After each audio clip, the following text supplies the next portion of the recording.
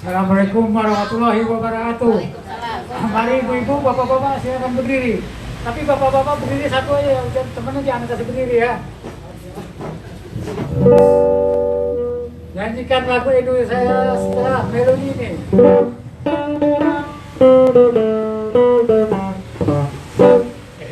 Indonesia tanah air.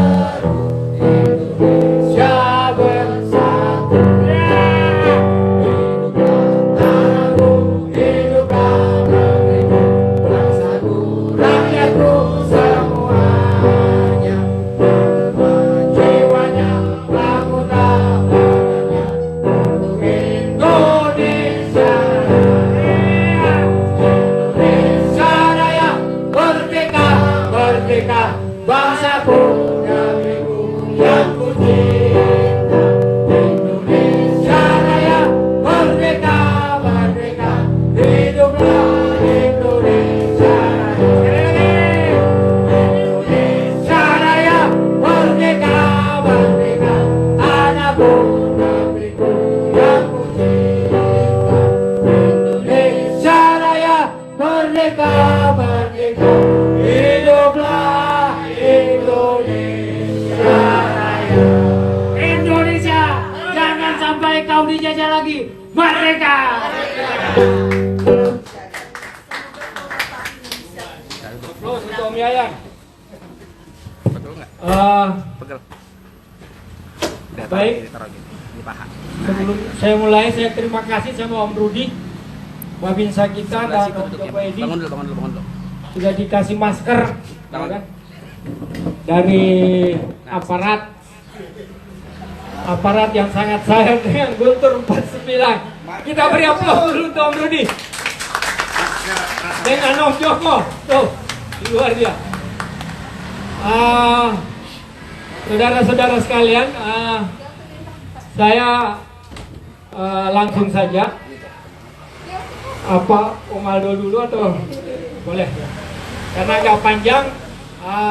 Kita pengen tahu ya, minimal setengah jam kita kasihlah Om Aldo menjelaskan kenapa dia kemudian tertarik menyelidiki ini, kemudian mengatakan bahwa hampir semua yang dinarasikan oleh para regulator atau pemerintah itu banyak yang keliru, atau institusi-institusi kesehatan yang berbicara tentang COVID itu banyak dikritisi oleh Aldo sebagai sesuatu yang keliru atau tidak sesuai dengan hasil penelitian saudara Babe Aldo. Babe Aldo atau Paldo?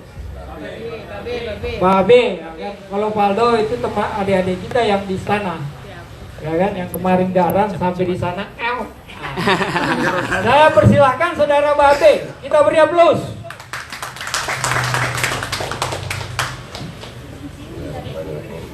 Assalamualaikum warahmatullahi wabarakatuh. Waalaikumsalam warahmatullahi Alhamdulillahirabbil wassalatu wassalamu ala sayyidil mursalin sayyidina Muhammadin wa ala alihi wasallam. Yang saya hormati, yang saya muliakan para aktivis, ini satu kebanggaan buat saya bisa diundang oleh aktivis-aktivis senior. Mudah-mudahan semangat-semangat aktivis senior untuk kebaikan Indonesia ini bisa menular ke yang muda-muda. Baik, nggak lama-lama karena Bang Lapong tadi ini bocorannya terlalu banyak, jadi saya bingung ini yang mana yang mau saya jelasin dulu.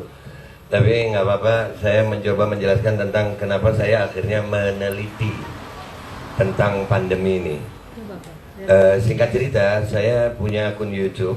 Itu 900 lebih video saya buat. Itu oposisi pemerintah, oposisi kebijakan pemerintah. Saya mereaksi hampir semua pejabat pemerintah, bahkan yang disebut buzzer, Dan alhamdulillah 900 lebih video saya yang udah sangat terang-terangan oposisi pemerintah itu aman-aman aja. Nggak ada ceritanya saya alhamdulillah dipanggil sama kepolisian karena saya berbuat salah di situ. Jadi yang perlu saya benarkan adalah kalau oposisi pemerintahnya cerdas, bukan dengan caci maki, bukan dengan hoax, kita nggak gampang diciduk kok. Ya, yang diciduk itu adalah yang menyebarkan hoax dan menggunakan kata-kata hate speech. Jadi alhamdulillah saya 900 video itu jelas oposisinya pasti, dan itu alhamdulillah nggak ada yang kena pasal, nggak ada yang pernah melaporkan saya.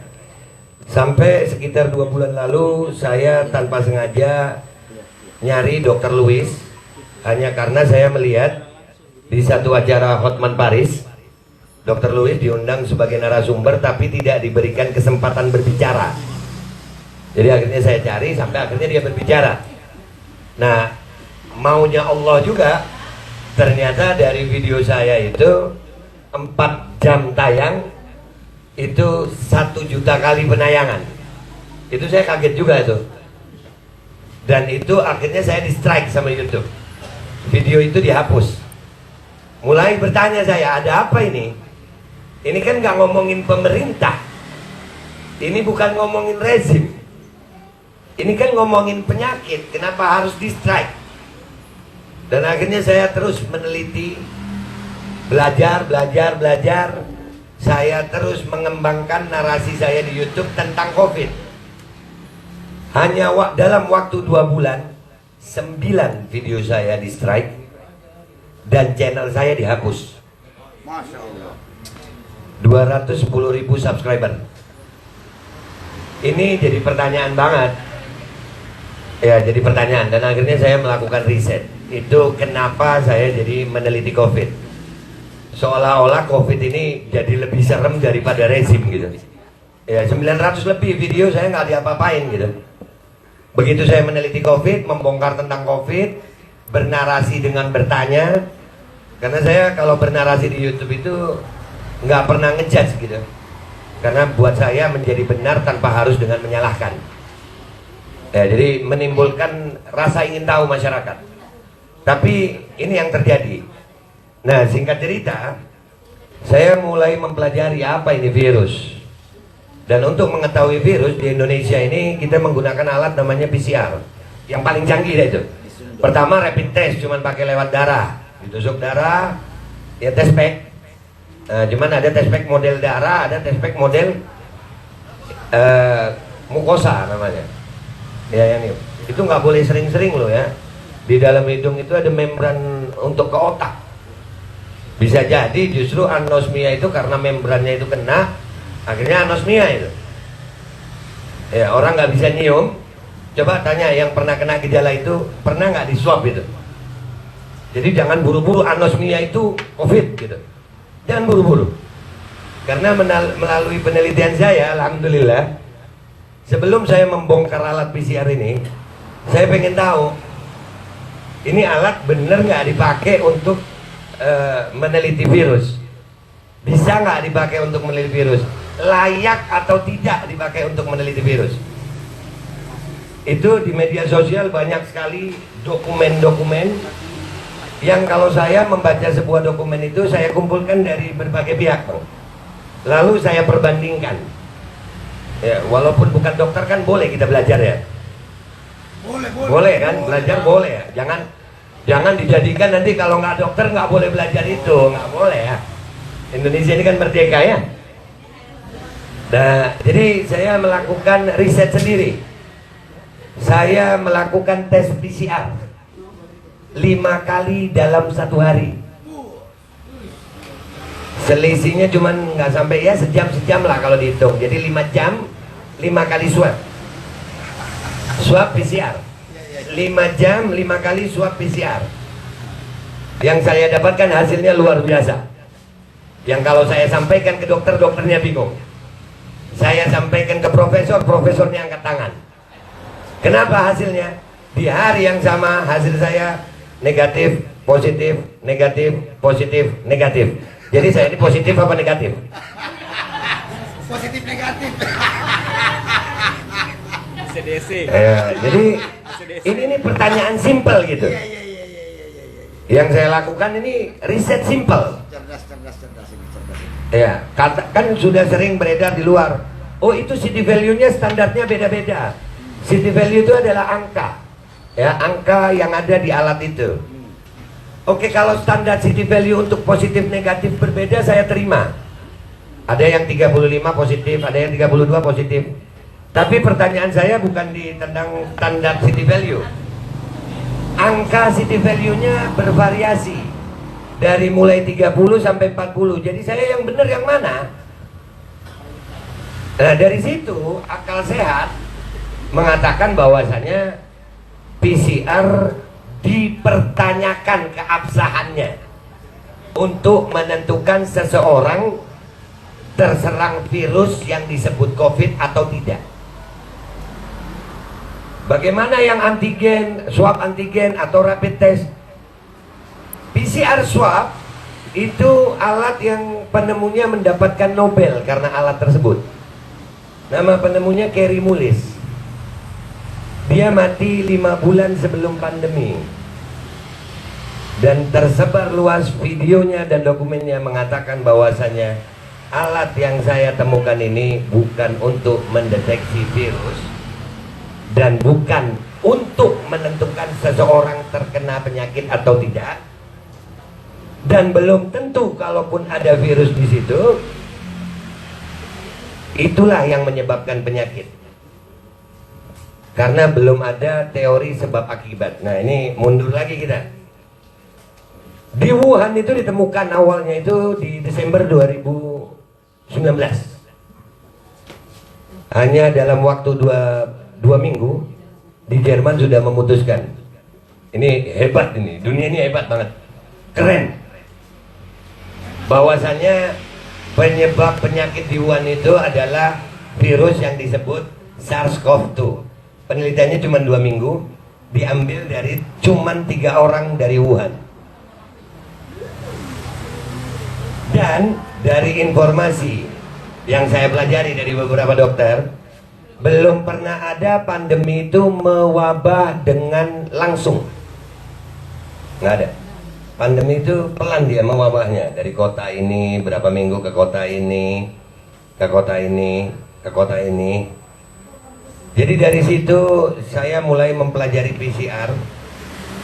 Dan alhamdulillah kalau saya jelaskan di sini analoginya aja ya, biar cepat kita nangkapnya. Kita analogikan PCR itu sebagai, ini yang saya tahu ya, andai kata ada yang punya teori berbeda, ayo diadu datanya, kita diskusi terbuka.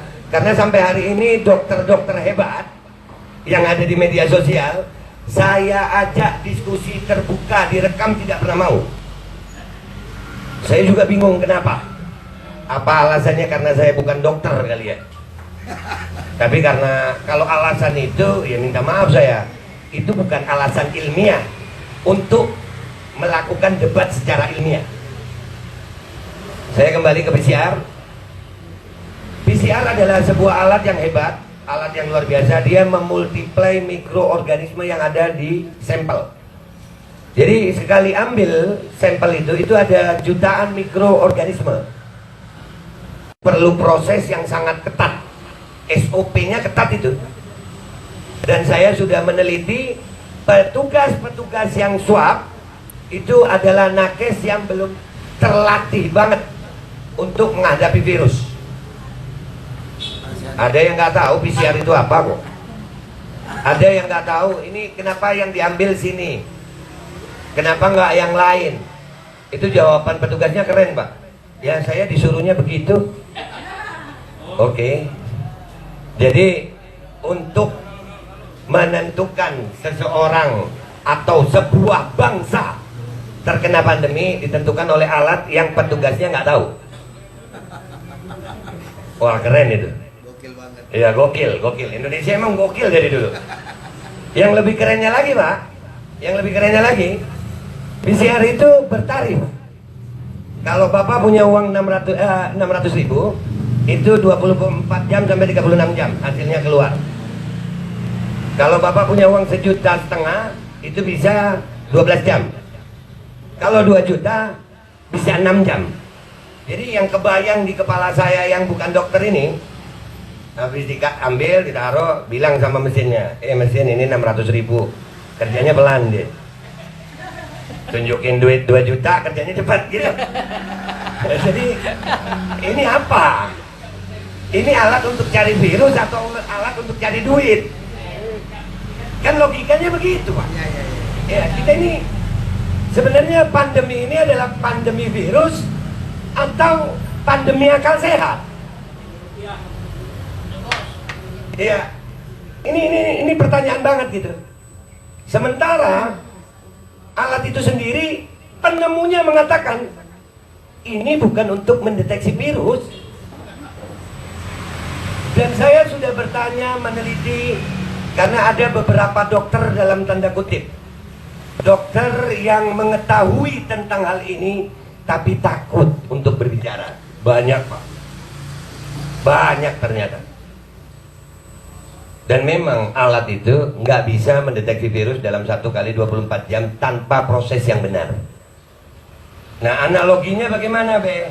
Nih, saya tadi bilang alat parutan kelapa. Ya, alat parutan kelapa itu anggap PCR. Yang kita suap itu bahan yang akan masuk parutan itu. Kalau di dalam 1 karung ada kelapa, ada jahe, ada kunyit, ada tomat, ada semangka, macam-macam deh itu, dimasukin jadi satu di alat itu, diparut. Tapi untuk tahu, mestinya itu dipisahkan sebelum masuk ke alat itu, agar yang keluar bener nggak itu proteinnya virus atau justru proteinnya eksosom, mungkin bakteri, mungkin sel imun kita. Jadi itu proses yang nggak bisa dalam 1 kali 24 jam. Itu yang saya teliti pertama. Karena alatnya saya teliti sendiri, sekali lagi ya, ini yang saya tahu dan saya siap bertanggung jawab ini untuk dihadapkan dengan para ilmuwan yang lebih hebat dari saya. Karena bagi saya salah itu bukan untuk dibully. Bagi saya salah itu belajar. Dan kita juga bisa salah. Karena kita bukan nabi. Kalau nabi baru terlindung dari salah.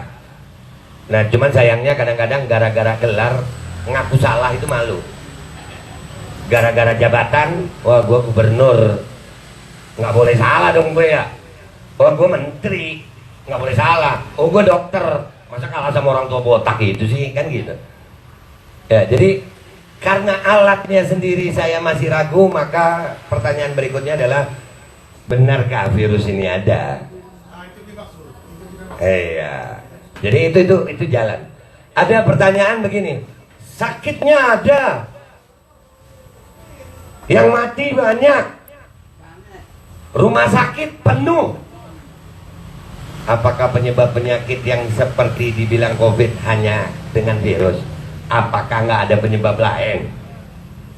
Kita ini jangan sempit berpikir. Kalau cuman meriang dibilang COVID, silakan tes bayi yang baru tumbuh gigi. Kita ini semua pernah meriang, Pak. Bayi tumbuh gigi, coba tes. Bisa jadi meriangnya kan disebut COVID. Anosmia dibilang COVID. Sementara penyebab itu luas. Penyebab itu luas. Belum, saya tidak mengatakan virus tidak ada karena belum ada penelitian. Itulah lemahnya Indonesia. Indonesia ini malas belajar, mau terima hasil. Wah, ini virus, vaksin, terima aja vaksin. Pokoknya duitnya dah lancar. Iya, perpanjang aja PPKM, perpanjang aja. Kan anggarannya lumayan tuh, 9T itu. Panjangin aja. Nggak peduli dah. Ya, gue mulai pedes nih. Nggak apa-apa ya Bang ya? Iya, gara-gara minumannya sih Bang, nggak minum kopi. Gue kalau minum kopi adem. Ini minum jahe, jadi rada pedes juga gue ngomongnya ya. Ini minta maaf saya ngomongnya lugu nggak apa-apa ya Bang ya? Siap. Jadi mulai pertanyaan saya. Saya melakukan riset lagi. Apakah penyebab penyakit itu hanya virus? Karena lucu Bang, coba Abang cek sendiri, riset sendiri. 2018 angka kematian di Jakarta berapa dan 2020 berapa? kurang lebih aja bang, nggak selisih sampai 5%. Karena angka kematian COVID ini dari jumlah total penduduk Indonesia di bawah 5%. Malah sebelum COVID ibu bilang lebih tinggi, ibu dapat datanya 2018. Nah, jadi timbul pertanyaan, apakah benar ini virus? Ini penyakit yang ada duitnya ya cuma COVID, Pak. Ini yang saya temukan di Indonesia, penyakit yang ada duitnya cuma COVID. Sampai-sampai sudah saya kumpulkan bukti-bukti dan saksi-saksi korban yang mengatakan mereka sakitnya lain, datang ke rumah sakit ditolak bang, karena bukan COVID. Tapi kalau COVID diterima. Ya karena orang sakit mau dirawat, ya tanda tangan lah COVID. Dan itu terbukti. Sudah cukup. Oh, 5 minutes ya, makanya panjang banget nih. Intinya udah langsung begitu ya. Intinya penyebab penyakit COVID yang saya temukan ini yang dirasakan oleh banyak orang itu adalah polutan udara. Ya, di dalam zat polusi udara itu ada namanya PM2,5. PM2,5 itu macam-macam zatnya di dalamnya, termasuk ada logam yang kecil yang bisa masuk ke dalam aliran darah. Dan itu kalau ke paru-paru juga akan menimbulkan badai sitokin. Badai sitokin itu yang disebut, oh itu badai sitokin berarti virus. Nggak mesti virus yang bikin badai sitokin. Pokoknya ada zat asing masuk ke paru-paru, itu menimbulkan badai sitokin. Jangan dikit-dikit fitnah virus. Iya, cek dulu. Karena polusi udara dari mulai awal 2020 sampai hari ini, Jakarta dalam keadaan polusi udara buruk.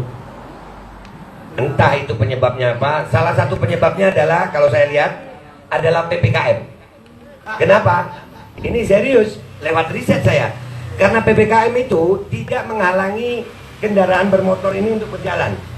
Dan justru karena PPKM, kendaraan bermotor itu berputar di situ-situ aja, di jam yang sama, terpusat, terkonsentrasi di jam dan tempat yang sama.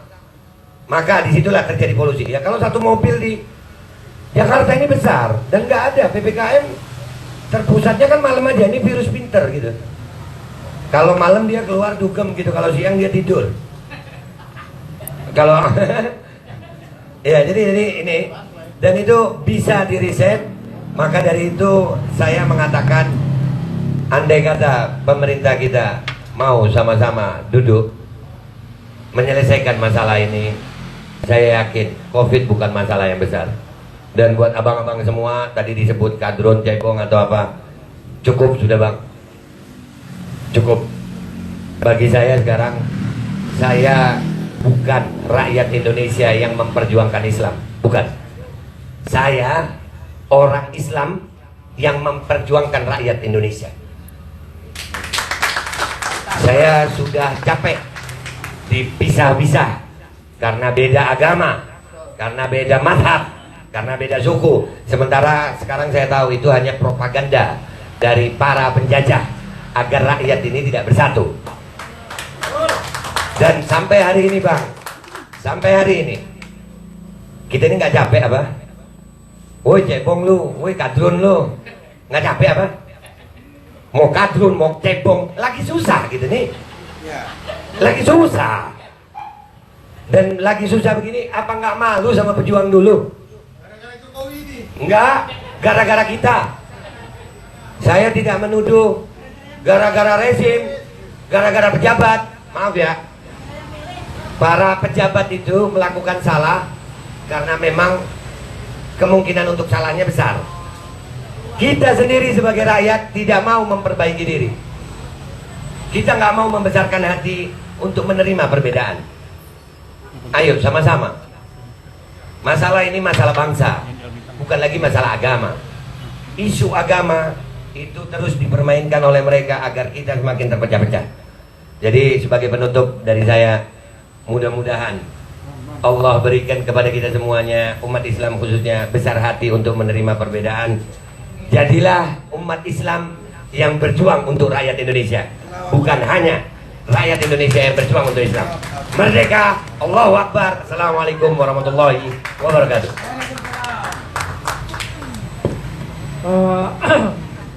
Terima kasih. Kita beri aplaus lagi untuk Pak Aldo. Ini ada hal yang baru gitu.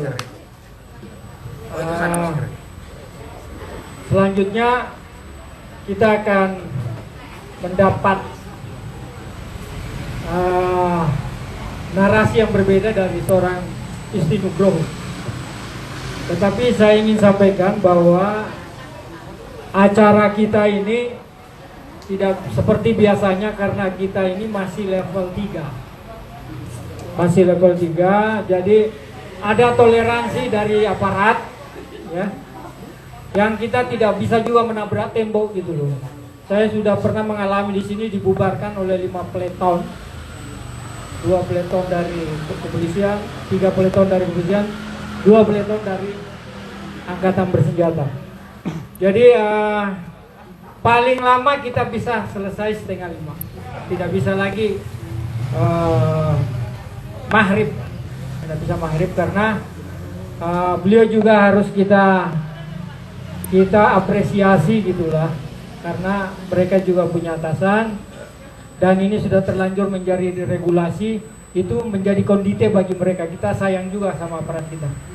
Baik, saya persilahkan Saudara Isti Nugroho 10 menit, selebihnya kita diskusi. Saya persilahkan. Kita aplaus untuk Bu Isti. Terima kasih. Assalamualaikum warahmatullahi wabarakatuh. Ini sebetulnya saya hanya tuan rumah di sini. Pak Lampung ini yang komandannya. Saya kira tadi kita sudah mendengarkan dari Bung Aldo dari komprehensif ya. Artinya ini pro kontra tentang pandemi ini sudah kita bisa cari di YouTube lah, di Google, di internet lah. Tapi intinya sebetulnya ini soal pro kontra. Jadi kita ini sebagai homo politikon, sebagai makhluk politik itu kita selalu menghadapkan semua perkara itu dengan kepemimpinan negara, dengan pemerintah. Nah, saya kira dalam konteks pandemi ini juga kita mengenal bahwa setelah terjadi pada tahun 2019 akhir dan menjangkiti Indonesia tahun 2020 Maret itu ada yang disebut dengan konsolidasi oligarki dunia. Nah, itu yang kemudian kita ini sebagai orang politik selalu mencari tahu sebenarnya apa yang terjadi. Nah, terus kemudian ilmuwan itu berdiskusi, ada yang alirannya molekuler, ada yang alirannya biopoler dan sebagainya yang kemudian menyebarkan pro kontra. Nah, Indonesia juga dalam konteks ini mengambil satu kebijakan.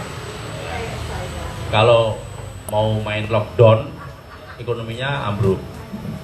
Sebelum pandemi aja pertumbuhan ekonomi kita cuma 5,1%. Artinya, sebetulnya tanpa pemerintah pun kita juga bisa hidup. Gitu. Makanya sebetulnya peran pemerintah kurang efektif dalam konteks ini. Yang pertama, yang kedua saya kira dengan konsolidasi oligarki mencoba mengatasi atau menunggangi pandemi ini, ya nanti ujungnya akan menjadi endemi. Jadi kita semua nanti akan mengalami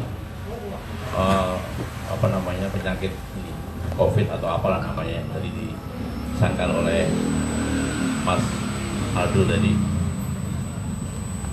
Tapi pemerintah akan mengeluarkan nomenklatur. Jadi barang siapa yang terserang penyakit COVID akan membiayai dirinya sendiri. Jadi pemerintah tidak bertanggung jawab. Jadi perubahan dari pandemi ke endemi inilah yang kemudian nanti akan menjadikan soal yang kedua. Jadi kita ini di Indonesia ini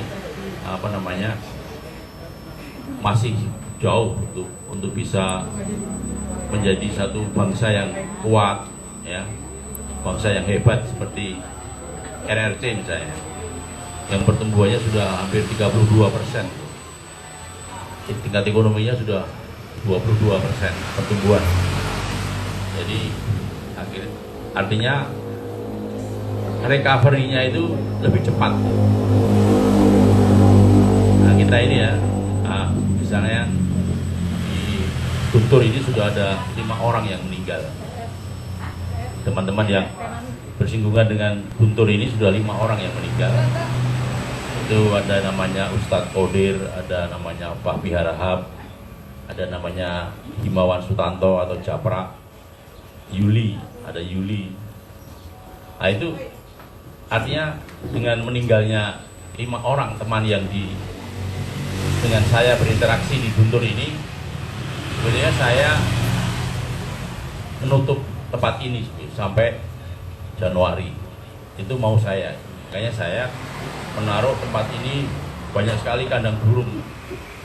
Tetapi itu tadi yang disebut dengan homo politikon itu. Jadi kita ini walaupun ada peraturan pemerintah, kita tidak melawan, tapi kita melanggar.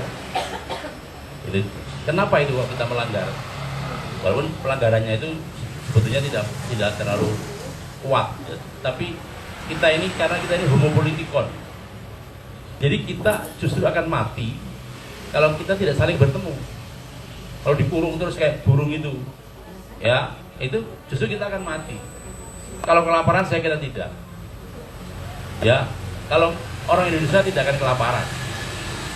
Di dunia ini orang tidak akan mati karena kelaparan, karena Indonesia ini dunia ini malah kelebihan makanan. Ya, jadi tapi itu tadi. Jadi saya mengatakan bahwa apa yang dikatakan Mas Aldo tadi itu sudah komprehensif ya. Ada pro kontra, ada ini, ada bisnis, ada politik, ada macam-macam lah. Saya cuma mau menambahi, itulah kita gitu. Kita ini tidak puas kalau hanya lihat dari YouTube, dari internet. Kita perlu bertatap muka seperti ini untuk menambah imun juga gitu. Sebagai apa? Sebagai makhluk politikon itu, sebagai makhluk politik. Jadi kalau kita makhluk politik tidak pernah berjumpa, hanya di langit-langit itu, langit-langit internet itu, di apa namanya, dunia datar itu kita tidak merasa hidup gitu. Nah, saya kira poin saya di situ. Poin saya adalah bahwa di dalam peristiwa pandemi ini ada konsolidasi oligarki. Dan ketika kita menghadapi konsolidasi oligarki di seluruh dunia, kita tidak berdaya sama sekali. Ambruk dari sisi budaya, politik, ekonomi, sosial, bahkan dari sisi sains saja kita nggak berdaya. Sekarang yang muncul di dunia ini, yang tokoh-tokoh besar dunia ini tidak ada dari orang Indonesia. Yang disebut dengan Slavoj Zizek, ya, Noah Yuval Harari, semualah, Arumia Dato, itu semua pemikir-pemikir dunia yang mencoba merespon masalah pandemi ini dengan berbagai solusi dan berbagai resep-resepnya. Itu menunjukkan bahwa kita tidak berdaya sama sekali sebagai bangsa. Nah itu kenapa itu? Nah, itu karena kita masih dalam kondisi ekonomi yang sangat sulit. Artis-artis yang sudah biasa hidup mewah aja sekarang teriak-teriak mencari pekerjaan.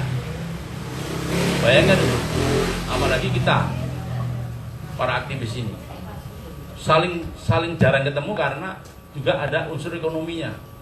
1,5 tahun kita sudah tidak saling berjumpa. Saya kira saya mengunci dengan kata-kata itu, mengakhiri dengan kata-kata itu. Saya berterima kasih bahwa sebagai manusia politik ini, Pak Lapong ini spiritnya mampu menjebol atau mampu melanggar PPKM yang lumayan. Nah, terima kasih. Wassalamualaikum warahmatullahi wabarakatuh.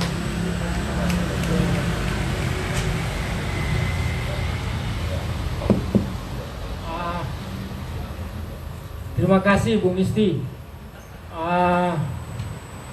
kita ini sebagai aktivis, saya dengan istri mungkin sudah 40 tahun ya.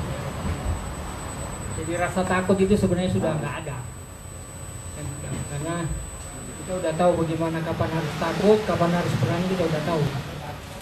Nah, cuma persoalannya bukan di situ. Ini ada, seperti Bung Isti bilang, ada suatu proses politik yang ingin menjadi tujuan kita, gitu. Ya kan? Seperti yang saya bilang, Indonesia ini masih seperti sekarang ini, padahal kita ini negara paling kaya di muka bumi, tapi kita masih digolongkan sebagai turun. Kemarin turun peringkat kan? Jadi negara menengah lagi. Kenapa bisa? Karena kita memang belum menjadi Indonesia, gitu. Rasa seperti yang dikatakan Aldo tadi, kita masih tersekat-sekat, ada kadrun, ya kan? Ada cebong. Padahal sebenarnya itu tidak perlu. Dan tidak perlu. Jadi kewarasan kita sebagai bangsa terlalu lebay juga, gitu, ya kan? Kita menjadi tidak waras, ya kan? Tapi rakyat kita tidak bisa persalahkan juga, ya kan? Kalau itu sebagai suatu proses politik. Persoalan utamanya ada sama leader, pimpinan politik. Kalau pimpinan politiknya keruh, ya sampai di rakyat juga keruh. Ini yang persoalan, ya kan? Rakyat dituduh hot speech, tapi di pusat-pusat kekuasaan juga sama saja. Saya juga mengeritik kawan-kawan kalau dibilang, kenapa presiden begini, kenapa menteri begini. Ya itu cerminan dari kita semua, gitu loh, karena kita memang begitu. Nah itu. Jadi ini yang harus kita kembangkan sebagai aktivis, ya kan, ke depan, supaya bagaimana sih sebenarnya harus kita menjalankan misi kemanusiaan kita dalam berbangsa dan bernegara. Ini yang harus kita saya juga agak rasa surprise juga tadi Aldo, ya kan? Aldo itu termasuk lingkaran orang yang sangat dekat dengan HRS, ya kan? Dia menangis berbicara kepada saya tentang HRS, bagaimana seorang HRS, ya kan? Jadi terlalu banyak gambaran tentang seorang HRS itu tidak seperti yang kita bayangkan, gitu. Sama juga mungkin dengan tokoh-tokoh lain juga begitu. Jadi ini hanya soal dialog saja. Guntur 49 selain mengkritisi rezim, kita juga membuka dialog untuk kita mencari titik temu, ya kan? Tidak selalu rezim harus salah, tapi yang namanya rezim benar atau salah kita harus kritisi, ya kan? Kalau perlu kita lawan dan kita tumbangkan kalau perlu. Nah itu. Baik, saya tidak berlama-lama. Apa yang disampaikan oleh Aldo tadi bisa menjadi bahan pertanyaan kita, dan apa yang disampaikan Bu Misti tadi bisa menjadi pertanyaan kita. Siapa yang ingin? Ini cukup 5 orang saja penanya, ya, karena kita sudah di warning. Saya tadi di warning Pak Kapolsek lagi yang terakhir tadi. Siapa yang mau bertanya? Oke, 1. Wih, ini semuanya. Namanya siapa, Bung? Hah? Oh, Darmo. Oke, saya persilakan Bung Darmo ke depan.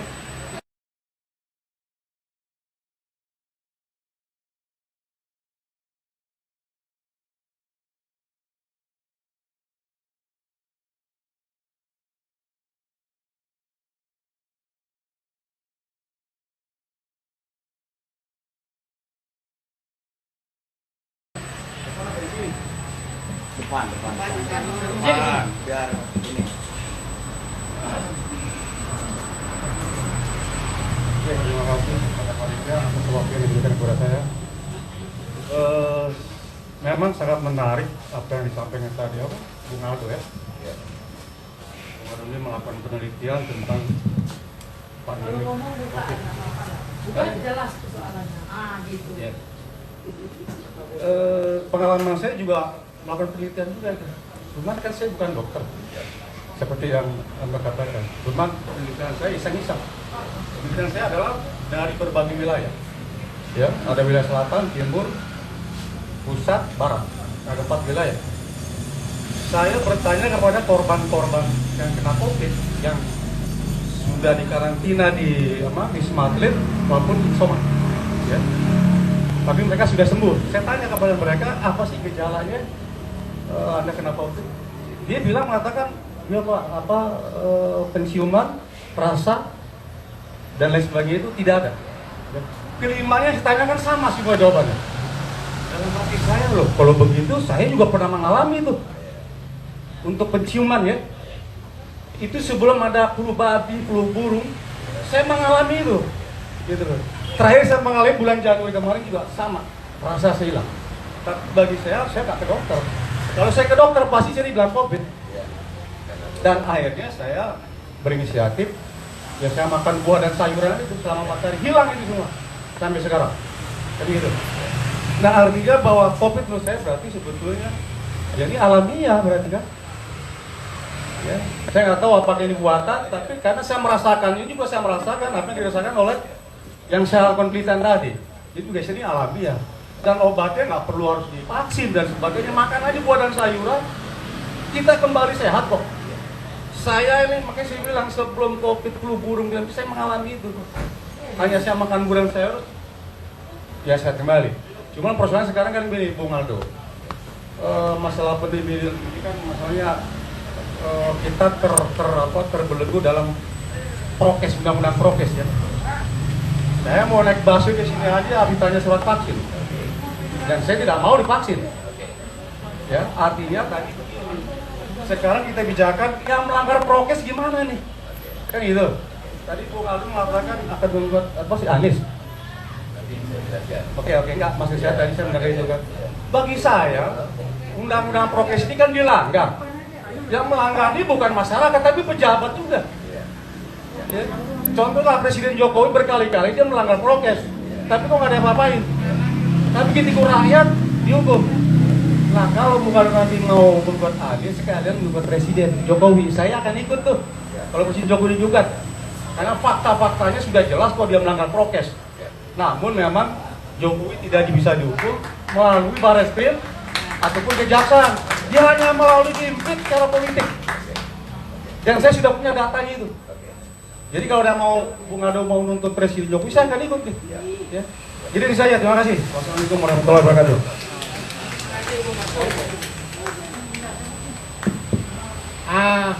Siapa yang mau Bung Eli dulu? Bung Eli, Mbak Eli. Paling lama 5 menit ya. Langsung ke pusat saja. Fokus ke pusat pertanyaan. Assalamualaikum warahmatullahi wabarakatuh. Saya mungkin sering kesini, cuma nggak mau nimbrung. Hari ini saya tertarik tentang beberapa hal.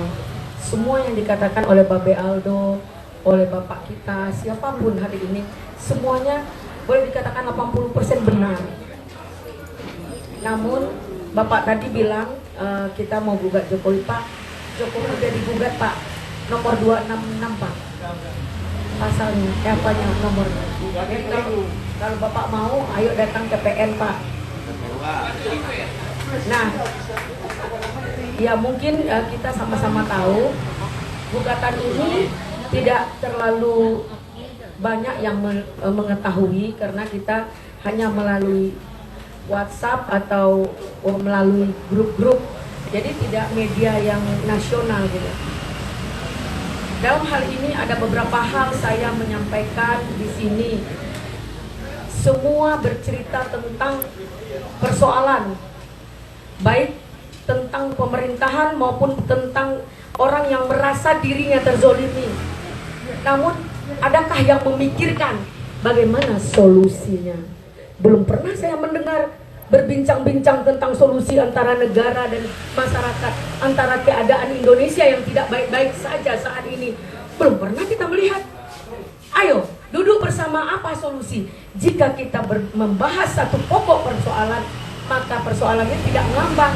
Persoalan ngambang, semua hanya berkutat tentang persoalan demi persoalan, persoalan demi persoalan, yang selalu tidak ada endingnya. Ayo, wahai tokoh-tokoh bangsa, wahai para politik, siapapun yang berkompeten dalam hal ini, duduk bersama. Ayo, bagaimana solusinya? Belum pernah saya lihat. Ya, Babe Aldo, sepakat itu ya Babe Aldo, kunci itu Babe Aldo. Jadi untuk ini banyak tokoh aktivis hanya bercerita tentang apa yang terjadi, sebab akibatnya. Namun sampai detik ini belum mencoba mencari solusi. Jadi untuk itu saya mohon kepada wadah ini yang cukup potensial. Saya kagum walaupun terbata-bata dengan tidak VIP, dengan tidak yang formal-formal, namun mengena pada persoalannya. Porjis luar biasa. Karena tetap menampung aspirasi masyarakat yang tidak bisa masuk kepada ranah-ranah lain. Ya, melalui ranah ini kita kan yang penting aspirasi kita tersampaikan. Mungkin mari kita coba di dalam wadah ini mencari solusi kebangsaan. Apa yang harus kita lakukan ke depannya? Itu PR dari Ketua Porjis, yaitu Bapak Nur Lapong. Nasrul minallah wa fatul karim. Assalamualaikum warahmatullahi wabarakatuh. Saya persilakan Ketua Ibu Wati ya. Ini Ketua Mama ini. Inspirasi. Masih. Sini dong sayang. Assalamualaikum warahmatullahi wabarakatuh. Assalamualaikum warahmatullahi wabarakatuh. Waalaikumsalam warahmatullahi wabarakatuh. Tamu di sini yang dimuliakan Allah, terutama Bang Aldo, Bang Sisi, Bang Labung yang punya tempat, Mbak Elis, semuanya deh. Alhamdulillah kita ketemu di sini membahas soal vaksin. Pertanyaan saya nih, satu, kita selalu disuruh 3M, menjaga jarak, mencuci tangan, satu lagi apa M-nya? Memakai masker. Kita kerjain itu semua. Menjaga jarak udah, memakai masker udah, terus cuci tangan udah. Kenapa masih PPKM? Masih pakai PPKM kenapa? Udah nih. Satu lagi nih, udah semua kita kerjain. Ada lagi sekarang vaksin. Kenapa coba kita mesti divaksin? Itu nggak dipakai. Kamera itu nggak dipakai. Pergi ke naik busway sekarang harus menunjukkan bahwa Anda sudah divaksin. Terus di mana hak kita? Tapi kan itu udah live. Yang kita boleh memilih bahwa kita mau divaksin ataupun tidak mau divaksin, ataupun kita mau vaksin apapun, yang mana merek yang kita mau, kita punya hak untuk menentukan hidup kita sendiri berdasarkan undang-undang yang dilindungi. Nah, pertanyaan saya buat semua yang hadir di sini, ngapain kita diem aja? Kenapa kita pakai masker? Ayo, kenapa kita cuci tangan? Ngapain kita jaga jarak? Vaksin masih ada, ubahkan PPKM. Assalamualaikum warahmatullahi wabarakatuh. Saya ini Bang Lepong. Biar tiga dulu. Dijawab Babe Aldo dulu, takutnya Babe Aldo lupa. Soal hak nanti dijawab oleh Bung Isti tadi yang disampaikan buat. Oke, saya persilakan. Ini jawab pertanyaannya orangnya cuma 3, pertanyaannya banyak amat kayak tawuran. Jadi yang pertama saya mau jawab masalah vaksin dulu. Dari awal saya sudah bilang kalau virusnya aja masih diragukan ngapain vaksin kan gitu. Cuman ini menjadi perdebatan nanti.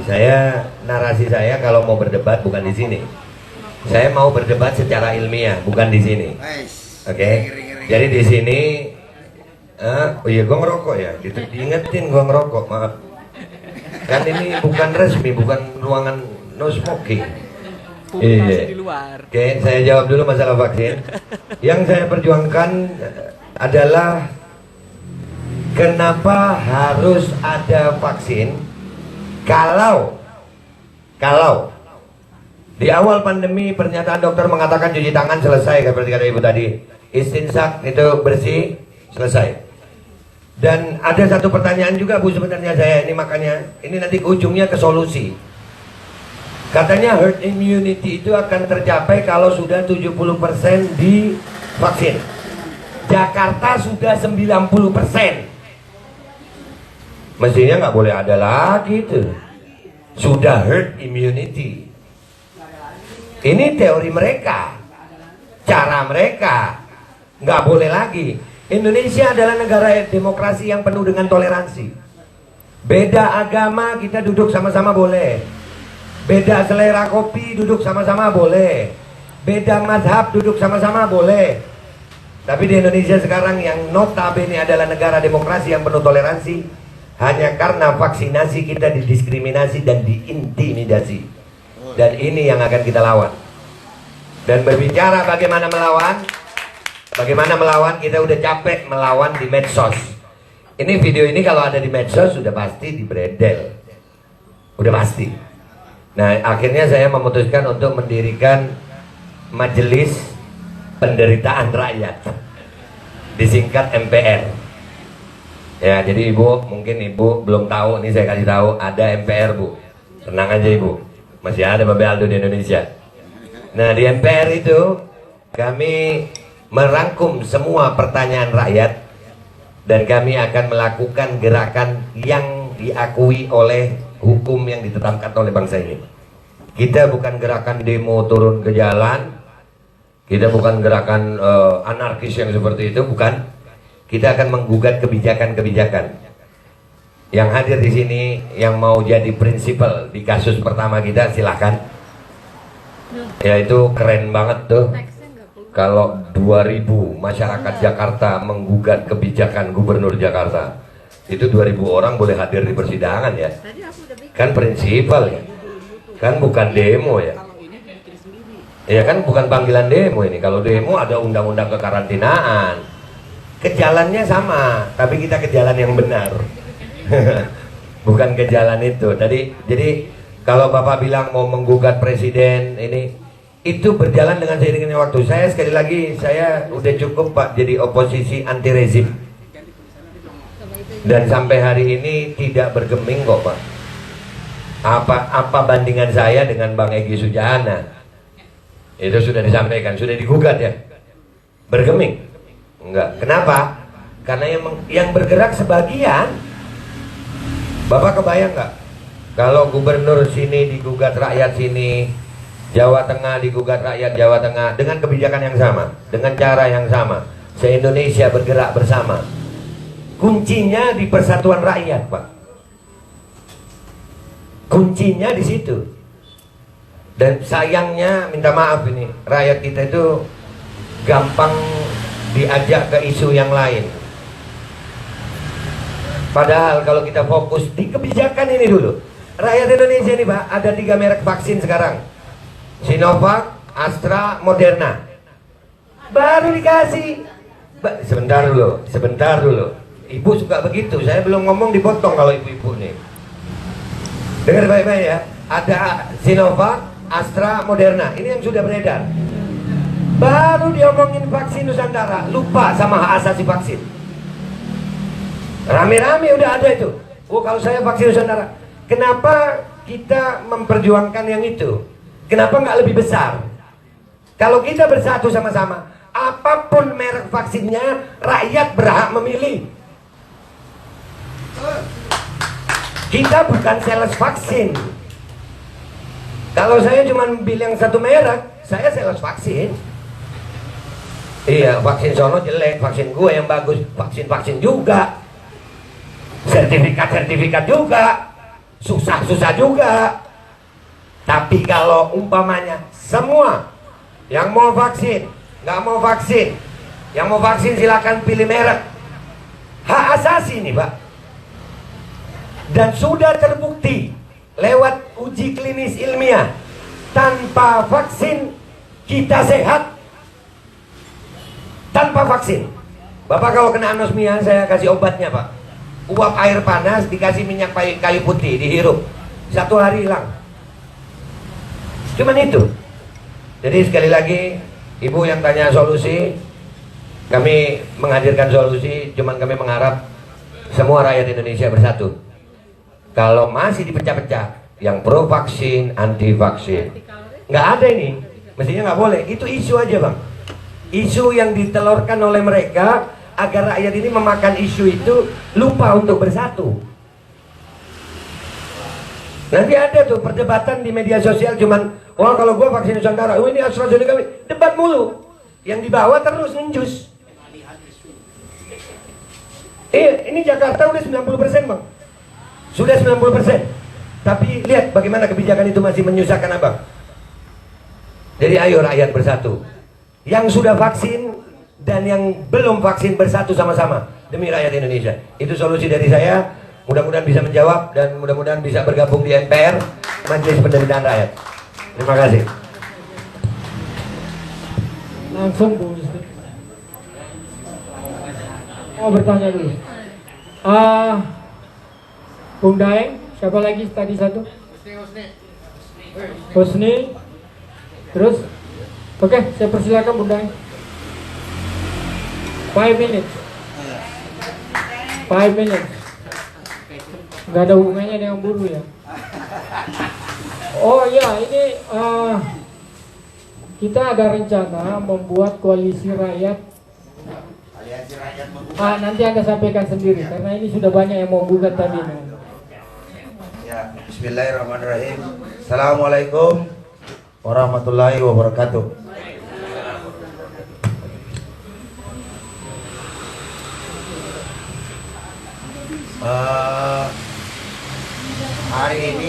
Tema hari ini yang diantarkan oleh Kapol Production, yaitu seputar kontroversi pandemi COVID dan vaksin. Ini tidak mungkin Anda temukan di stasiun TV yang ada di Indonesia hari ini. Ya kan? Dikupas secara terang benderang, vulgar, dan penuh dengan edukasi. Apa yang disampaikan oleh Bung Aldo tadi, walaupun dia bukan seorang dokter, kata orang kan, kalau mau menyelesaikan masalah serahkan kepada ahlinya, ya kan, begitu kan? Nah sekarang Bung Aldo YouTuber, dia bukan seorang dokter, tapi ada satu hal yang dia lupa, bahwa setiap orang berhak untuk pintar, berhak untuk mengetahui sesuatu dengan fakta dan data yang benar. Apa yang dia lakukan? Jujur aja, saya sempat komunikasi dengan beliau. Di mana-mana saya ngomong kasus dia, 5 kali vaksin, 3 positif, 2 negatif. Itu saya lakukan, cuma saya tidak mau sebut nama kan, karena menjaga privasi beliau. Gitu kan? Satu hal yang dilupakan tadi, orang bisa pintar. Nah persoalan hari ini, kenapa Bung Aldo berapi-api dengan penuh semangat menyampaikan penelitiannya tentang kontroversi daripada COVID-19 itu, karena telah terjadi pengkhianatan terhadap kaum intelektual itu sendiri. Kaum intelektual yang ada di Indonesia ini itu berisi dengan otak-otak yang mengkhianati rakyat. Mereka tidak jujur dengan ilmu pengetahuan. Mereka perlu tipu-tipu dengan ilmu pengetahuan. Ilmuwan mana? Ketika profesor ditanya, mana bagaimana dengan data, dia tidak bisa jawab. Karena memang dia ingin melakukan tipu-tipu. Apalagi dia diam saja. Itu walaupun diam sama dengan melakukan penipuan, mendukung penipuan yang hari ini terjadi. Kita bilang saja penipuan, karena di seluruh belahan dunia sudah turun semua.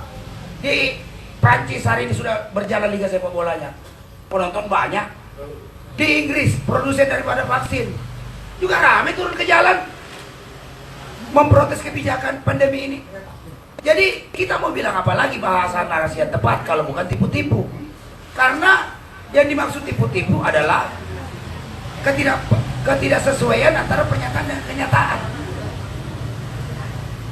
Nah yang disampaikan tadi oleh Bung Aldo patut kita dukung dan patut kita sebarluaskan, karena gara-gara pandemi dan vaksinasi ini hari ini rakyat Indonesia semakin menderita, sudah menderita, diintimidasi, ya kan, dengan syarat-syarat vaksin itu sendiri. Bayangkan Gubernur Anies yang bisa berhak mendapatkan bantuan logistik, bantuan ini harus punya sertifikat vaksinasi. Jadi kalau 90% yang sudah divaksin, bagaimana nasib yang 10% ini? Itu orang juga. Masa lebih dikedepankan aturan vaksinasi daripada kemanusiaan? Kita gugah. Ini sudah Al-Ma'un loh. Saya ingatkan Anies kan HMI Islam. Saya anggap dia gubernur cerdas, ngerti Al-Quran. surah Al-Maun. Siapa itu pendusta agama yang menghardik orang miskin dan tidak memberi makan yang menghardik anak yatim dan tidak memberi makan orang miskin. Lah ini kebijakan vaksin, aturan-aturan gubernur bukan lagi tidak kasih makan, mentungin rakyat dengan sengaja tidak dikasih dengan alasan perda ini perda itu. Jadi hari ini untuk meloloskan semua COVID dan vaksin, rakyat harus cerdas. Semua semua dikamuflase, dibungkus atas nama konstitusi. Jadi semua begal-begal bisnis PCR itu tadi, perampok-perampok itu, ya kan, penipu-penipu itu, semua dibungkus atas nama konstitusi, didasari demokrasi. Nah, satu hal yang rakyat harus tahu, hari ini kalian harus sadar, tidak ada lagi perbedaan agama, tidak ada lagi perbedaan ormas, tidak ada lagi perbedaan apapun. Nasib kita sama, kita lagi ditindas. Kita sudah banyak rakyat hari ini yang sudah sangat menderita. Jadi sudah saatnya kita luruskan dan rapatkan SAM. Satukan kekuatan, tunjukkan kepada bangsa Indonesia bahwa kedaulatan rakyat Indonesia masih ada. Itu yang ingin mau dibangun hari ini. Tunjukkan kedaulatan kita. Rakyat yang punya negeri ini, pejabat itu hanya dipilih sementara. Dan saya yakin teman-teman TNI dan polisi dengan Sumpah Bayangkaranya akan menurunkan senjatanya ketika harus berhadapan dengan rakyat. Dia pasti akan menurunkan senjatanya ketika dia harus berhadapan dengan rakyat. Karena TNI Polri itu adalah anak kandung dari rakyat. Nah, ini perlu kita himbau juga, karena TNI Polri sekedar menjalankan tugasnya atas perintah komandan, tapi dia juga punya keluarga yang hari ini juga banyak menderita seperti kita. Ketika teman-teman aktivis semua bangkitkan semangat perlawanan rakyat hari ini untuk benar-benar meluruskan kembali bangsa ini daripada aksi tipu-tipu, aksi garong-garong, aksi perampokan besar-besaran terhadap Republik Indonesia atas nama pandemi COVID-19. Nah, itu yang kita lawan hari ini, kawan-kawan semua. Jadi kesadaran berbangsa dan bernegara, solusinya hanya satu hari ini, adalah bangkitkan kembali kedaulatan rakyat untuk menjaga kesatuan Republik Indonesia. Itu saja. Kali ini kita terpecah-pecah hari ini gara-gara bela ini nggak bela itu. Pernyataan Aldo dianggap kontroversial sama dengan yang diwawancarainya Dr. Bois, ya kan? Tiba-tiba dibully, kemudian dikucilkan, dianggap inilah itulah, ya kan? Padahal beliau tidak punya maksud apa-apa. Makanya akibat ketidakpuasan Bung Aldo ini, saya pernah komunikasi, dia membentuk majelis penderitaan rakyat MPRI yang akan melakukan gugatan seperti TPUA. Nah, ini yang harus kita perlu bayangkan kalau 5.000 orang menjadi prinsipal, semua datang pengadilan. Ya kan, PPKM ini bukan pelarangan, tapi pembatasan. Hari ini udah tepat, polisi tidak melarang kita, dibatasi sampai jam 4:30 kan, sama dengan moderator, batasi kita 10 menit. Ya kan, tapi karena ada bonus sedikit, saya bisa tambah 1 menit lagi. Begitu.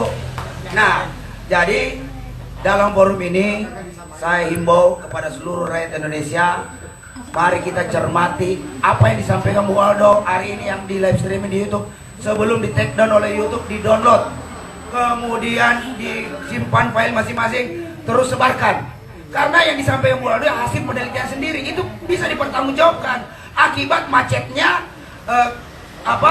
kaum intelektual di bidang kesehatan persoalan COVID-19 ini. Mereka hanya diam.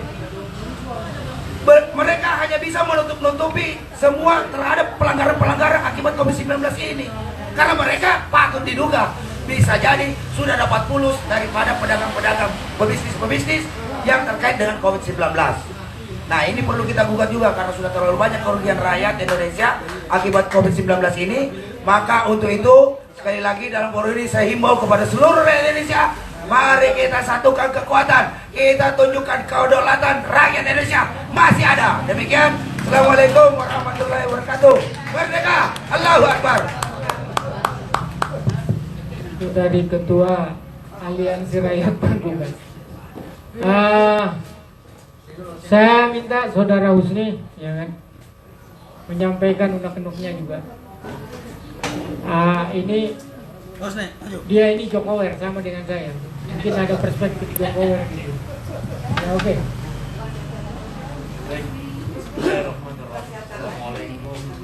Buka masker biar jelas. biar tidak ada penampakan. Nah, ganteng. Saya Hosni Mubarak, nama saya Hosni Mubarak, Direktur Lembaga Bantuan Hukum Indonesia untuk Keadilan yang banyak bergerak mendampingi masyarakat-masyarakat adat yang ada di Papua. Om. Sebenarnya sangat menarik apa yang diangkat pada hari ini. Tetapi memang harus ada pembanding, ya. Jadi kalau dikasih penyakit, Pak, kalau dikasih penyakit, syukuri. Nabi Ayub itu minta penyakit sama Allah agar disembuhkan hatinya. Itu Nabi Ayub. Jadi kalau orang tidak pernah sakit, boleh jadi dia keturunannya Fir'aun. Karena Fir'aun tidak pernah dikasih penyakit. Gitu. Jadi kalau dikasih penyakit, sesungguhnya kita diuji oleh Allah. Nah, bagi orang-orang yang mengetahui, Allahumma rzuqna hadza min waba'ah. Jadi wabah itu memang ada. Cuma persoalannya kalau Covid dipolitisasi, bisa repot rakyat hari ini. Oleh sebab itu, jangan Covid ini rakyat diperhadapkan misalnya dengan mobil tank, mobil tentara. Bisa enggak ditembak itu yang namanya wabah? Jangan bisa. Kalau ada yang bisa tembak mati itu yang namanya Covid, si Covid jago Pak, jempol gitu. Oleh sebab itu bagi saya, apa yang disampaikan oleh Pak Aldo, saya sempat bilang kemarin juga Pak, dalam sebuah pertemuan pengajian, saya bilang begini, sebenarnya kalau kita vaksin itu ada baiknya. Jadi vaksin itu adalah hak warga negara. Mau tidak mau kita vaksin Pak, urusannya kita. Tetapi wajib pemerintah menyiapkan itu vaksin. Jadi bukan gratis itu vaksin Pak Ibu, dibayar itu yang namanya vaksin. Yang jadi persoalan, ketika sertifikat vaksin muncul, saya bertanya lagi kepada pemerintah, bisa tidak diagungkan itu sertifikat vaksin? Artinya, biar ada solusi. Kalau vaksin orang, sertifikatnya bisa tidak diagungkan di bank untuk memenuhi hajat hidup orang banyak. Kalau jago pemerintah itu, kalau dia siapkan itu. Oleh sebab itu pemerintah hari ini, kalau ada yang baik-baik, kita ini kan mentaati Allah, mentaati Rasul, dan taati pemimpin. Tapi pemimpin yang taat sama Allah dan Rasulnya. Kalau tidak, belen-belen namanya itu. Nah makanya kita harus selalu mengingatkan, berwatawaso bil haq dan berwatawaso bis sabar. Sabar gitu. Setiap ada musibah, sabar. Sekarang saat ini kita tidak percaya lagi yang namanya partai politik. Kenapa? Partai politik itu nanti mau kampanye baru dipasang spanduk apa dan sebagainya, gayaan aja. Iya. Giliran orang disuruh pakai masker, apa dia tidak siapkan maskernya? Maunya wajib pakai masker, tapi siapkan maskernya, bos. Iya, dia memberikan pembatasan kepada rakyatnya, tetapi tidak memberikan solusi kepada rakyatnya. Ya, 1 menit lagi. Yang terakhir saya ingin katakan bahwa dari semua yang kita perbincangkan ini, hari ini ketika misalnya kita strateginya adalah melawan tirani ini, memperbanyak gugatan-gugatan. Itu asli dari Medan. Iya, karena kita tidak percaya lagi yang namanya lembaga politik. Capek nih, nanti mau kampanye baru datang di rumah atas semua kita ini dikasih 200.000. Kita jual harkat dan martabat kita sebagai rakyat. Disogok mungkin. Hasilnya seperti ini karena mau disogok. Ya. Iya. Dan sogok menyogok itu masuk neraka, dimintai pertanggungjawaban nantinya. Saya kira itu barangkali dari saya. Billahi bismillah. Assalamualaikum warahmatullahi wabarakatuh. Waalaikumsalam. Saya pikir suara cebol dan suara kadrun tidak terlalu beda ya, sama aja. Beda lah. Ya. Sebelum dijawab oleh Bung Yesi dan Aldo, karena kita akan sepakat bahwa kita akan tutup jam 4 sampai 4:30, saya persilahkan Bang Ebeng untuk menyampaikan unek-uneknya juga, karena kemarin terlibat serius diskusi dengan saudara Aldo. Kita beri aplaus Bang Ebeng. Ini angkatannya Bang Hariman, sama-sama ditangkap Bang Hariman.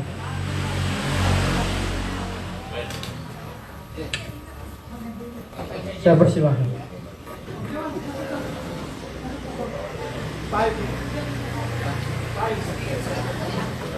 10 menit, tidak ada masalah, ada toleransi. Bismillahirrahmanirrahim.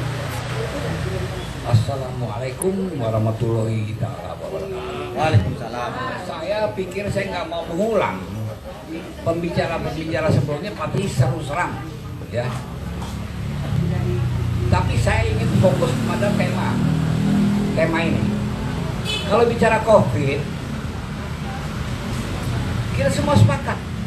Kita nggak perkirakan ada atau tidak ada COVID. Ada aja, anggaplah, kenapa sih susah-susah.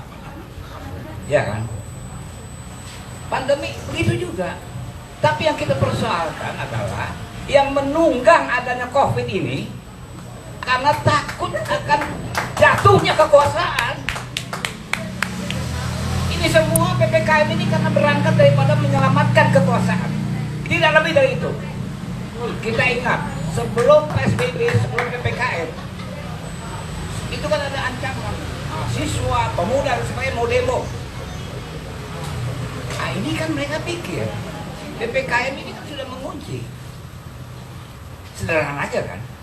Tapi yang lebih dari itu adalah bahwa sebetulnya yang mereka lakukan dengan segala macam, kalau bicara tentang lahirnya PPKM ini, itu sangat ideal demi menyelamatkan rakyat, demi ini segala macam. Tapi apa yang terjadi? Bukan diselamatkan rakyat, bukan. Bikin susah, betul nggak? Ini bikin susah. Pedagang kecil nggak bisa dagang lagi. Dan lebih seram lagi, petugas dengan segala macam uniform, dari mulai yang coklat, loreng, hijau, dan sebagainya itu, pakai senjata panjang lagi.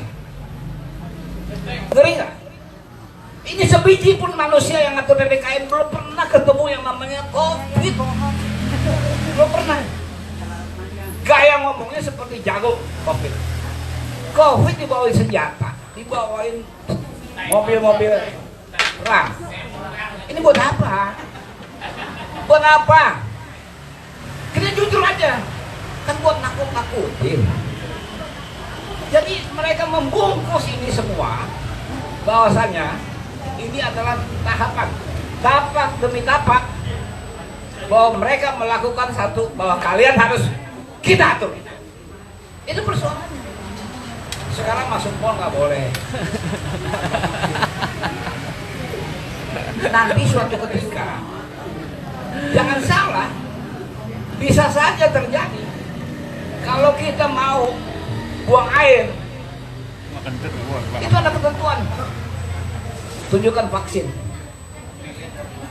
Yang lebih seram lagi, di rumah nanti dibuat peraturan. Kalau mau buang air besar, nggak boleh duduk, nggak boleh jongkok, berdiri. Loh, gua kuasa, lo mau apa? Iya kan? Ini sampai ke sana nanti. Kalau kita diam saja, ini persoalan. Jadi langkah-langkah semua ini adalah bagaimana saya kuasa, gua kuasa, lo mau apa? Semua sekarang IG-nya kita nggak bicara Jokowi saja, nggak salah, atau Luhut saja. Itu yang segerobak yang ada di Senayan, itu juga biar kesalahan. Betul nggak?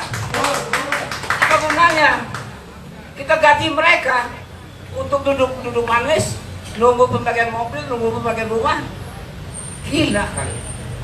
Tapi tenang, kawan-kawan, tenang. Ini ada saat yang sudah dekat. Sudah dekat. Jangan kaget dong. Kalau semua yang ada di Senayan aklamasi, NKRI kita ganti jadi kerajaan. Rajanya adalah Denmas Mukidi. Ya, mungkin nggak? Iya, siap. Sebenarnya masih banyak yang temu jejelit. Oke, tapi di sini saya ingin sampaikan pada kawan-kawan. Ya, ada satu yang saya ingin singgung kepada MUI. MUI ada satu sikap yang harus tegas. Sederhana aja. Gak usah kritik dan sebagainya. Tapi berbicara tentang masjid, itu wilayah kami. Jangan coba-coba atur. Juga agama yang lain, mau Kristen, Buddha, segala macam, silakan. Ibadahlah. Dan ini, kalau sampai MUI untuk bicara itu nggak berani aja, patut dipertanyakan. Ada apa dengan MUI? Ngomongin sederhana kok. Pemerintah, Umar. Saat ini Anda boleh bicara segala macam, tetek bengek. Tapi jangan bicara tentang masjid. Itu urusan kami. Itu aja, saya sebetulnya masih panjang, tapi nggak bisa stop terus. Oke, terima kasih. Assalamualaikum. PPKM itu hanya modus, kata Bang Eben. Baik, tidak ada pertanyaan lagi karena kita sudah di warning, ya kan? Ini kita masih level PPKM-nya level 3, ya kan? Saya minta Saudara Aldo buat testimoni 5 menit, apakah menjawab atau yang tersisa atau testimoni. Kemudian disusul 5 menit lagi sama Bung Isdi, dan terakhir kita tutup 5 menit untuk berdoa. Jadi 15 menit. Saya persilahkan Bung Aldo. Alhamdulillah. Langsung aja. Jadi saya mengajak semuanya, baik dari Bang Daeng, dari ibu-ibu, yang mau bersama-sama bersatu untuk bergerak, boleh menghubungi saya untuk menjadi prinsipal dari setiap langkah MPR melakukan gugatan. Langkah awal kita menggugat kebijakan. Langkah kita kedua mengumpulkan korban KIPI, kejadian ikutan pasca imunisasi. Dan itu akan ada yang ketiga, keempat masih kami rahasiakan, biar yang udik makin panik. Itu aja, mudah-mudahan apa yang kita lakukan di sini mendapatkan ridhoannya Allah. Dan sekali lagi, saya umat Islam yang berjuang untuk rakyat Indonesia. Saya bukan rakyat Indonesia yang hanya memperjuangkan Islam di Indonesia. Merdeka bangsaku, Indonesia bersatu. Allahu Akbar, merdeka. Assalamualaikum warahmatullahi wabarakatuh. Close untuk Bung Aldo sekali lagi. Saya persilakan Bung Isdi 5 menit.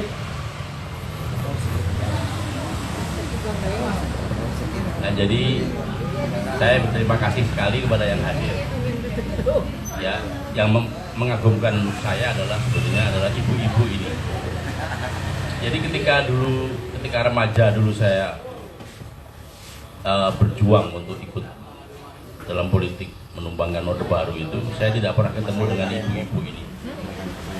Saya hanya ketemu ibu-ibu itu dalam sebuah novel, judulnya Ibunda, Maxim Gorki. Jadi seorang ibu yang mendukung anaknya berjuang untuk merebut kekuasaan. Nah, dulu ibu saya malah mengatakan pada saya, jangan berjuang melawan Soeharto. Kamu pegawai negeri, bapakmu tentara, mati aja kamu dibayar oleh negara. Tapi saya kemudian ketika masih mahasiswa malah duduk subversif dan penjara 8 tahun. Nah, sekarang saya ketika pada usia yang sudah tua gitu, saya menjumpai ibu-ibu ini. Ibu-ibu ini adalah luar biasa. Dia ibu-ibu ini solusinya politik, bukan solusi sosial. Jadi Mas Aldo juga begitu, artinya semua kita juga tidak bisa mengatur masyarakat dan negara ini dengan solusi individu per individu. Jadi kalau Margaret Thatcher mengatakan tidak ada rakyat, yang ada itu hanya laki-laki dan perempuan, keluarga, tidak ada rakyat. Itu Margaret Thatcher. Itu adalah Ronald Reagan, neoliberal.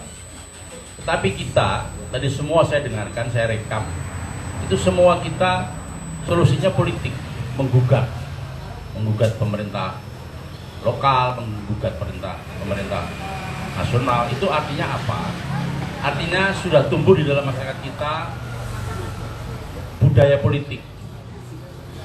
saya ini sebagai yang punya basis budaya dan seni, saya mengambil porsi di situ.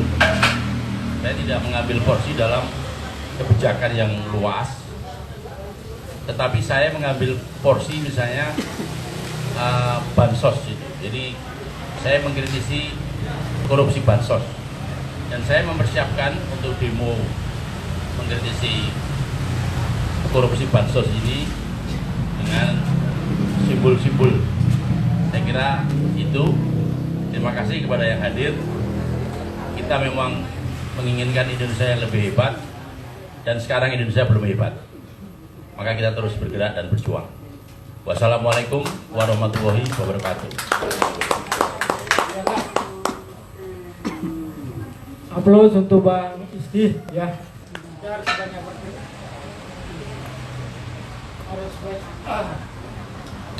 Banyak berterima kasih dengan Bu Isti karena dialah kepala rumah tangga Guntur 49. Baik saudara-saudara sekalian, saya tahu Anda banyak yang belum puas karena jauh-jauh datang mau bertanya. Tetapi ini saya mau bilang ya, ini kita level 3. Ya, level 3. Saya pikir ini Jakarta sudah nggak ada level, tapi ternyata masih ada level. Baik, saya sebagai penyelenggara dan pengundang acara ini, saya ucapkan terima kasih khususnya kepada para aparat yang mau bertoleransi dengan kegiatan kita di Guntur 49. Saya ucapkan semoga Allah membalas budi baik para aparat kita. Mari kita beri aplaus untuk aparat kita yang baik hati. Terima kasih. Saudara-saudara sekalian, mari kita menengadahkan tangan ke atas untuk berdoa. Bismillahirrahmanirrahim. Alhamdulillahirabbil alamin. Allahumma ghfirli warhamni wajuburni warfa'ni warzuqni wahdini wa'afini wa'fuani. Allahumma ghfirli lil mu'minin lil muslimin lil muslimat wal mu'minin wal mu'minat al ahya minhum wal amwat innaka samiun qariibun mujibud da'wat. Ya Allah ya Rabbi, berkahi kami yang ada di sini yang senantiasa berniat untuk kebaikan bangsa kami, kehebatan bangsa kami, persatuan bangsa kami, dan keadilan untuk seluruh rakyat Indonesia bagi bangsa kami. Ya Allah ya Rabbi, berikan kami senantiasa kekuatan untuk selalu berpikir untuk kemajuan bangsa kami, keluarga kami, dan bahagia dunia wal akhirah. Rabbana atina fid dunya hasanah wa fil akhirati hasanah wa qina adzabannar. Allahumma shalli wa sallim ala sayyidina Muhammad wa ala ali sayyidina Muhammad. Allahumma shalli wa sallim wa barik alaihi wa ala alihi. Subhana rabbika rabbil izzati amma yasifun. Wassalamun ala mursalin walhamdulillahi rabbil alamin. Amin amin ya rabbal alamin. Terima kasih kepada saudara-saudara sekalian ya, baik wartawan juga yang hadir. Saya ucapkan terima kasih sebagai alur baik ya, Muhammad Nur Lapong mau mengucapkan terima kasih kepada Anda semua. Semoga Anda kembali ya, dan hati-hati di jalan. Jangan lupa prokes tetap berlaku ya. Kita sebagai warga negara yang baik. Terima kasih. Assalamualaikum warahmatullahi wabarakatuh. Alhamdulillahirabbil alamin. Semoga kita semua senantiasa diberkahi Allah. Amin amin ya rabbal alamin.